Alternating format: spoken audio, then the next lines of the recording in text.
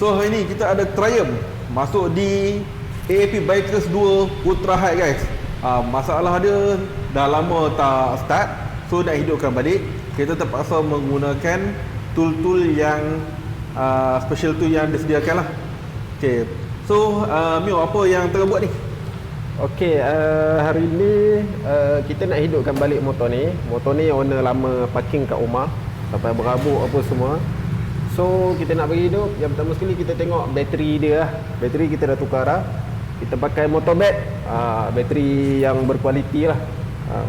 Sekarang ni dah boleh hidup apa semua. Lepas tu kita servis, kita tukar minyak hitam, kita tukar coolant, kita tukar spark plug. Lepas tu owner minta kita pasang charging ni. Dia beli sendirilah, kita pasang. So sekarang ni nak reset servis apa semua, kita dah buang dah spana dia. Dah okey dah. Tinggal nak buat spark plug apa semualah.